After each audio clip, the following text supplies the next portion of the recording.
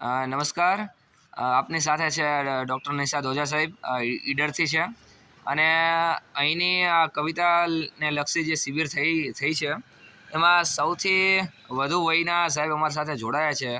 તો એમને જો પૂછવા માંગુ કે એમને અમારા 4 બાળકો સાથે કેવો અનુભવ થયો, એમના જ મુખ્ય હું સાંભળવા માંગુ છું. જી સાહેબ. નમસ્તે.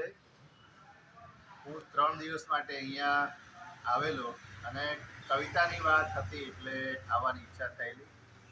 કવિતા મારી સાથે બહુ વર્ષોથી સંકળાયેલી છે અને એટલા માટે આ શિબિરમાં આવવાનું થયેલું. સર્જનાત્મકતાની વાત હોય એટલે સ્વાભાવિક રીતે મને જવાની ઈચ્છા થાય અને હું આવેલો. પણ કવિતા તો શીખ્યા અને કવિતાના તત્વો છે એના વિશે પણ અહીંયા આવેલા તજજ્ઞોએ વાત કરી. પણ એઝ એ ટીચર, જિલ્લા શિક્ષણ અને તાલીમ ભવન ઈડરના સિનિયર લેક્ચરર તરીકેની વાત હું નથી કરતો. હું બેઝિકલી એક ટીચર છું અને ટીચર હંમેશા સારા વિદ્યાર્થીઓની શોધમાં આવે છે જે અંદરથી ટેલેન્ટેડ હોય. અને મને જો આ 2 દિવસના મારા અહીંયા રહેઠાણ દરમિયાન કોઈ મારા માટે ઉપલબ્ધિ લાગી હોય ને તો અમારી પાસે તમે 4 બાળકો જે જોઈ રહ્યા છો ને એ છે. અરે વાહ તમને સાહેબ. બધાને આ સ્ક્રીન ઉપર દેખાતા હશે. મેં આમને પૂછ્યું હતું તો બે દિવસ પહેલાં તો એણે મને કહ્યું કે મારે કલેક્ટર બનવું છે. એટલે મને એનામાં બહુ રસ પડ્યો કે 8મા ધોરણના બાળકને જો એનું વિઝન અત્યારથી ક્લિયર હોય તો એને મારે કંઈક ટિપ્સ આપવી જોઈએ. એટલે એની સાથે મેં ચર્ચા કરી અને એને કહ્યું કે આ દિશામાં કઈ રીતે આગળ વધી શકાય. એની ઉંમર પ્રમાણે મેં એની સાથે વાત કરી. 2 દીકરીઓ તમે જુઓ છો એ બહુ સાયલેન્ટ મોડ ઉપર હતી. મેં એમને એકાદ વાર સ્ટેજ પર ગાતા સાંભળી, પણ એમનામાં ખૂબ હુનર પડેલું છે એવું એમના સાહેબે મને કહ્યું.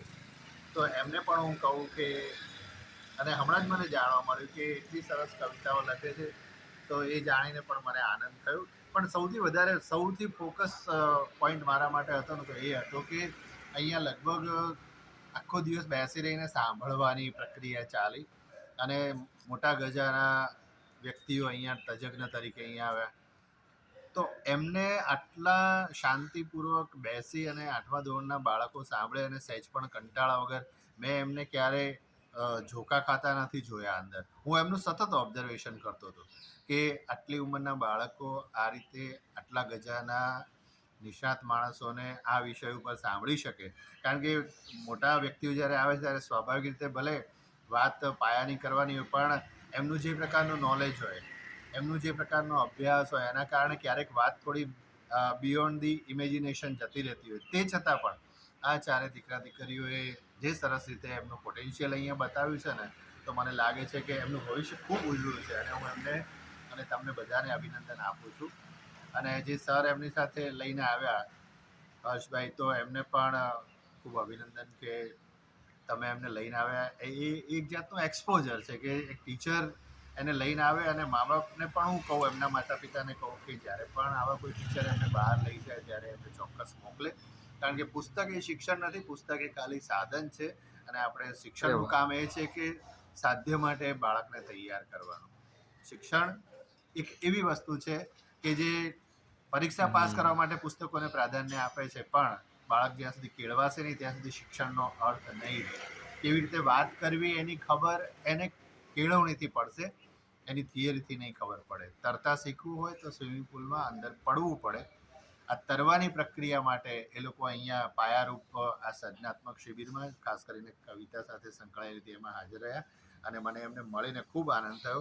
અને આ બંને દીકરીઓ તમે મારી બાજુમાં જો છે, એમણે મને ગઈકાલે કહ્યું હતું કારણ કે એમને ખબર હતી કે હું આજે સવારે જવાનો છું. તો એમણે મને બહુ અધિકારપૂર્વક એમ કહ્યું કે અમને મળ્યા વગર ના જતા. તો મને એમાં મારી જ દીકરીઓ મને કહેતી હોય ને એવો મને એક અહેસાસ થયો. અરે વાહ. એટલે મને હું ખૂબ ઇમોશનલી માણસ છું એટલે હું વધારે વાત નહીં કરું, પણ એને મળવા માટે હું ખાસ અહીંયા ઊભો રહેલો ને લોકો આવ્યા. ચારેયને મારા ખૂબ ખૂબ આશીર્વાદ અને ખૂબ ખૂબ શુભેચ્છાઓ. બેટા, જીવનમાં ક્યાંય પણ હિંમત હાર્યા વગર સતત સારું કરવું છે અને આગળ વધવું છે એવા નેમ સાથે, એવી અંદરથી ફિલિંગ સાથે સતત આગળ વધજો. ખૂબ ખૂબ શુભેચ્છાઓ અને તમને બધાને ખૂબ ખૂબ અભિનંદન. સાહેબ, તમારી સાથે અમારા 4 બાળકો રહ્યા, તો એ બદલ હું પણ આપનો ખૂબ ખૂબ આભારી છું. અને અમારા સંચાલક સાહેબ ને આચાર્ય સાહેબ પણ આપના હંમેશા ઋણી રહેશે કે તમારી સાથે અમારા 4 વિદ્યાર્થી મિત્રો બાળકોએ જે કંઈ શીખ્યું છે એને આગળ જઈને સફળતા સુધી છેક સુધી એને કડી બનાવીને એક સાંકળ બનાવીને ચાલશે. એ બદલ હું પણ આપનો ખૂબ ખૂબ હૃદયપૂર્વક આભાર માનું છું. થેન્ક યુ સાહેબ.